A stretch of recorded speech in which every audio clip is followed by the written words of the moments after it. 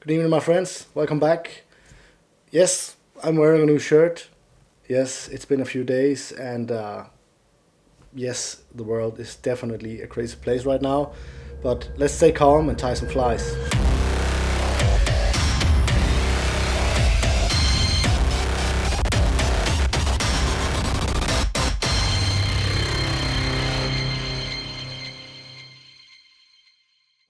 Right, so welcome back.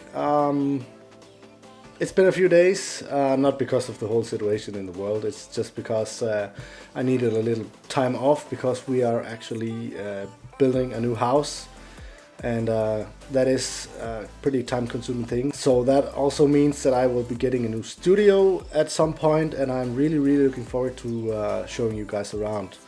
But until that time comes, I guess we will just have to stay right here in the office, which is good enough. So today we'll be tying a flat wing, a fairly big one. It's not really a beginner fly, but it's not an expert fly either, so it's kind of in the middle.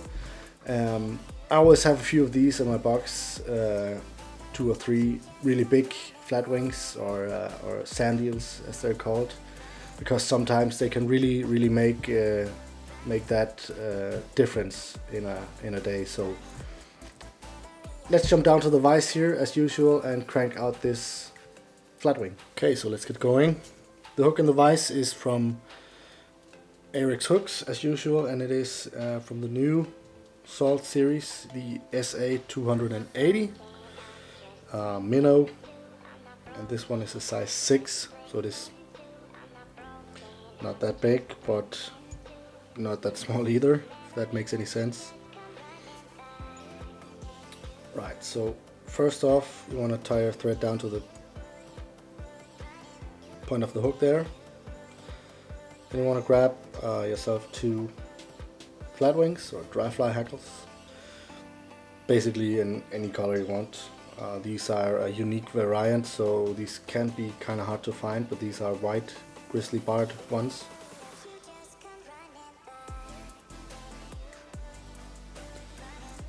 So for once I will be tying in the feathers. You guys know I like to glue them in. And you can see here why. It's just a lot easier to do, but I want this fly to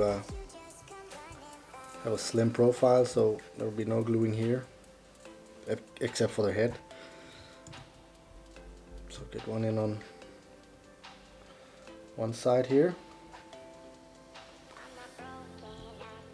Trim that off. Don't throw this away if you have a long piece like this.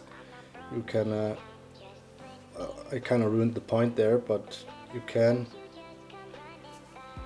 if you have a good pair of scissors,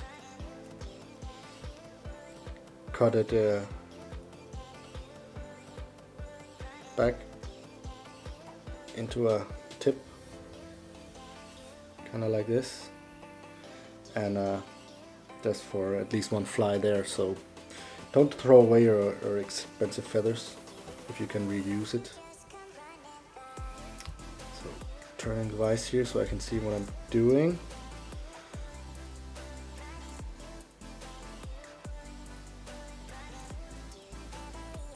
I forgot to get the thread back to tie-in point. That. And the trick here to stop it from spinning is actually just making a few loose wraps on the feather and moving your tying thread forward before you kind of tighten it up. That should keep everything in place like that.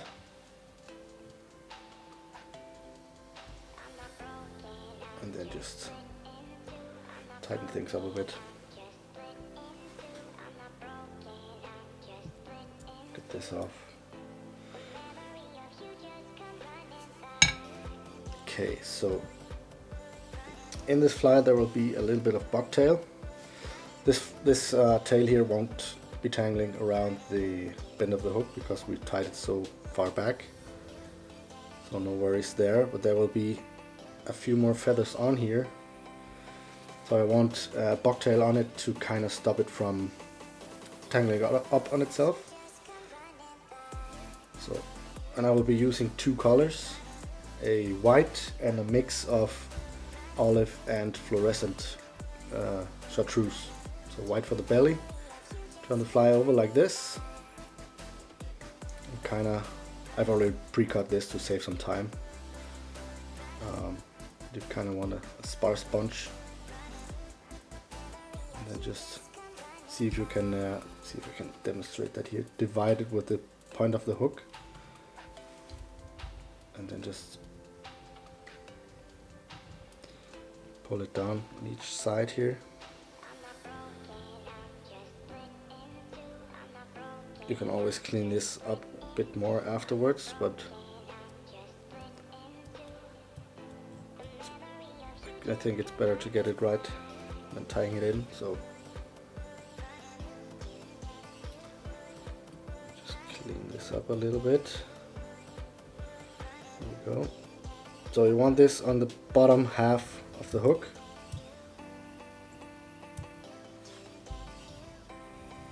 That is looking good there.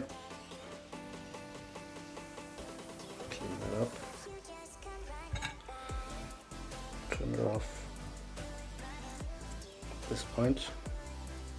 You want to leave a few millimeters up here at the eye for a head, because sandeels kind of have that pointy nose.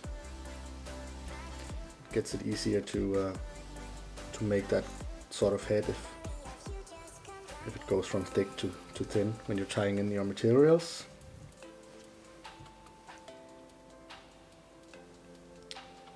Here's the mix of green and olive. Let's get that on the top half of the hook.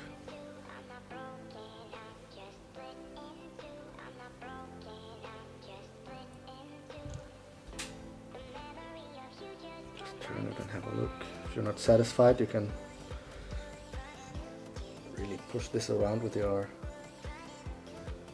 fingernails. I don't have any, but as you can see, I make it work anyway.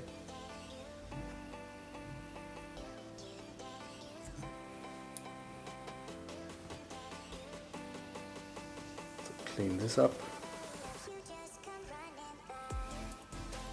Just like that. Then I want some kind of flash in there, and you can use all sorts of flash if you want. This is a fluorescent yellow one. I think it goes really well with this green and the white feathers.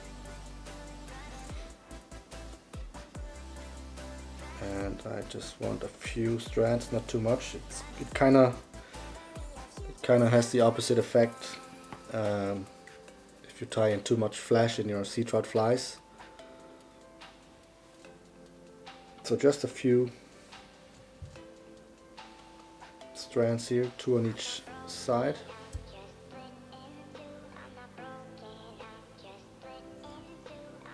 And what I did there was I cut out two strands, found the middle and tied in on the middle, and then you just fold this back over on itself, which leaves you with kind of four strands pointing backwards, and it will be tied in really nice and tight as well this way. So it's kind of good for many things. Your materials will last longer, your fly will last longer. Actually, just a win-win situation right there. So there's the flash fibers tied in.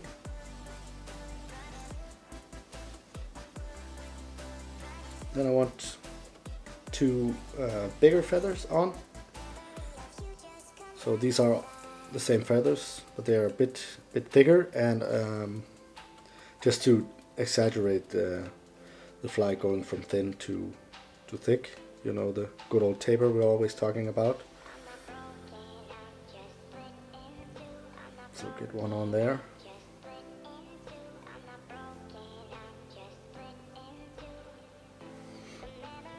And this one's spun on me, so back it up, start again. And also this, you want to tie this in a bit longer than the first two ones.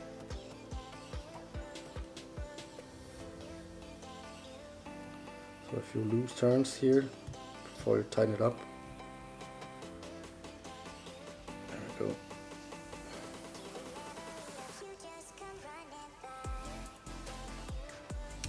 Turn that off.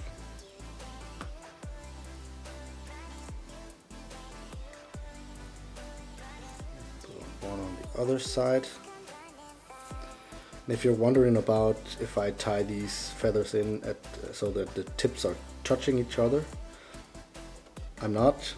I kind of leave them at different lengths because it will move a lot nicer in the water, and the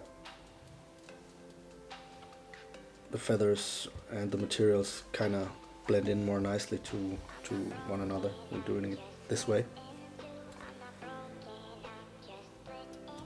Get that off.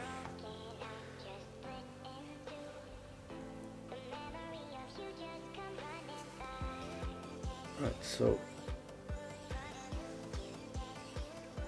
now I want to build kind of a head here with STF dubbing, which is this really long translucent dubbing.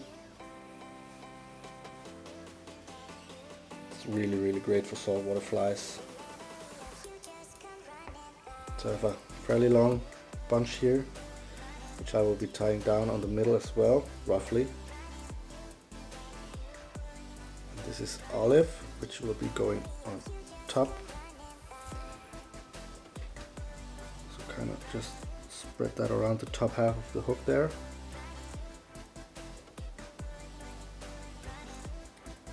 Tie it in a bit further. Then just, when you're satisfied, flip this over on itself. Tie in just on top of it.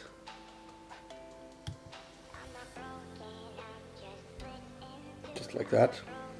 And I actually made a mistake. I flipped this over on itself way too early. Sorry about that. I have to make the belly as well, so turn the fly over.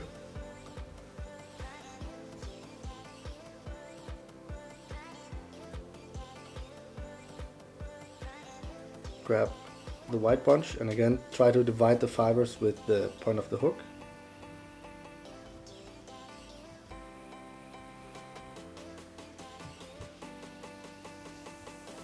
Get a few turns in, see how it's setting.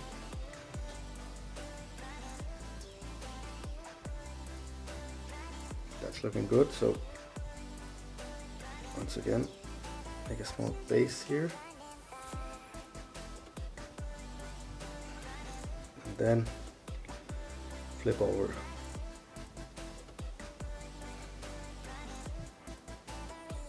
Top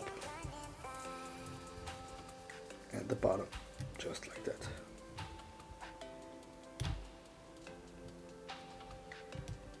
And the thread kind of just slipped off there. I think I could save this. Come on. Here we go.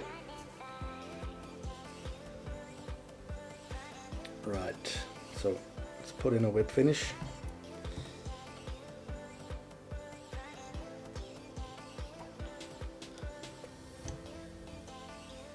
One will be enough because we will be covering the whole head with UV resin to just right around this point here where the hook starts to bend, which will really ensure that this fly won't be tangling up on itself. So let me grab some ice here.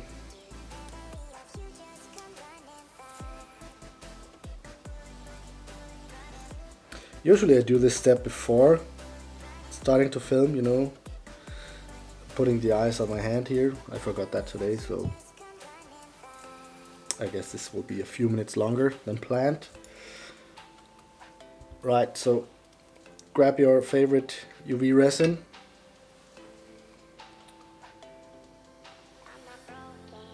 and I kind of like to put a drop on my finger like this, and then just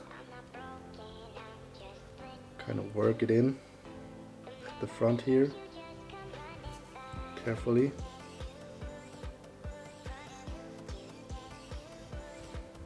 Just to kind of get all these pointy fibers out of the way. And I think it's easier to work with if you do it like that, but you can do as you want. So now you can also predetermine the shape of the head here. You pull it tight backwards and then push it a little bit forward again like this. It should leave you with a kind of a cone-like shape. And then just hit that with your lamp. And now the head will stay exactly like that. So now I can put on a drop of glue on one side.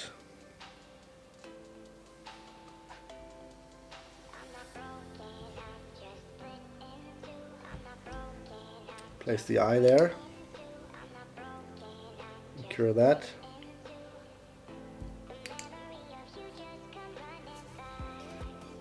Same thing on the other side.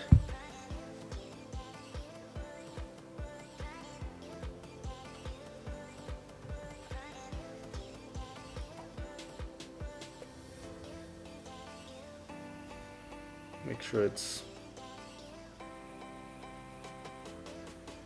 fairly centered. Like that. That's good.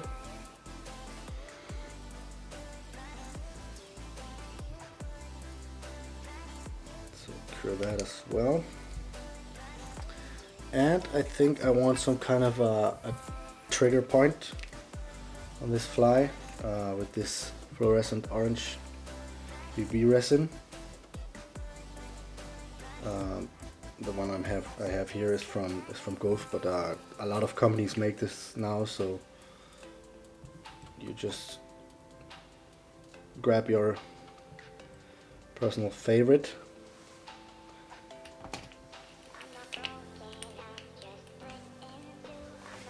I think I want a little bit of more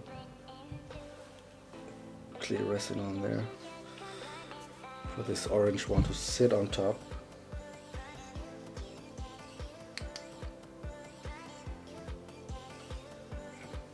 You can also see that fluorescent bucktail and flash in there. Looks really, really cool.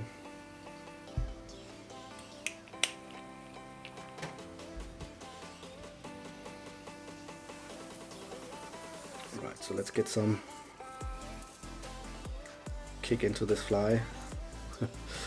As if it needed it.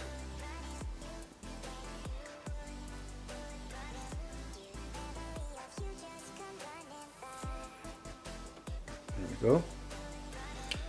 Just kind of a orange belly there, as you can see. This is just super bright. Basically, the idea about this trigger point is for the fish to attack right around here, which is also where the hook point is conveniently. So hopefully that plan will work out.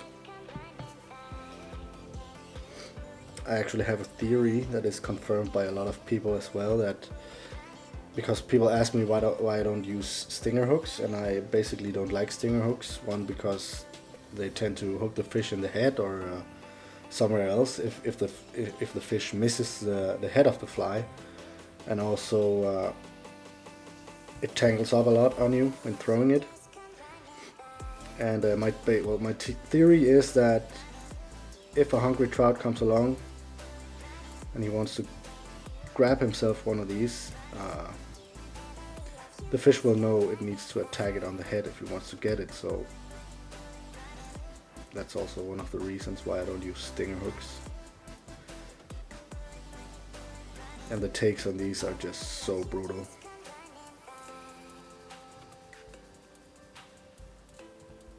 Because Mr. Trout knows that he needs to be fast and slam it hard if he wants a meal like this.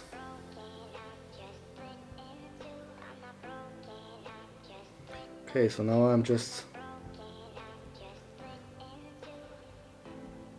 putting on a layer of resin here, and I'm turning the vise as well. Thing with UV resin, you always want to keep your vise turning.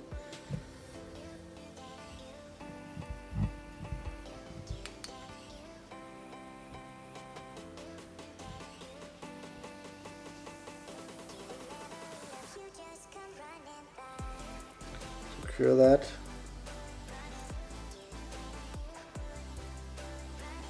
Really see that fly light up here. Not too much, but just ever so slightly, so that the fish can see the fly from further away and find its way to your delicious SANDEEL here. Get that out. So here it is in full length. This is roughly 12 centimeters long. Really killer fly, and a must-have in especially in the summer months, where these big schools of sand eels cruise around the coastlines. So give it a go. Okay, that was it. I hope you enjoyed this fly. I did get some inspiration from my friend Jonathan Ternal from Sweden. I will link his account down below. If you don't know him, you should definitely go check him out. That guy is just a maniac when it comes to tying perfect flies and snapping great photos. So I will leave his account to Instagram down below. If you haven't subscribed to my channel already, please make sure you do that. Hit the bell so you get notified whenever I upload new videos, which is almost every Thursday. I really try to keep up for you guys. And I will see you guys hopefully next week.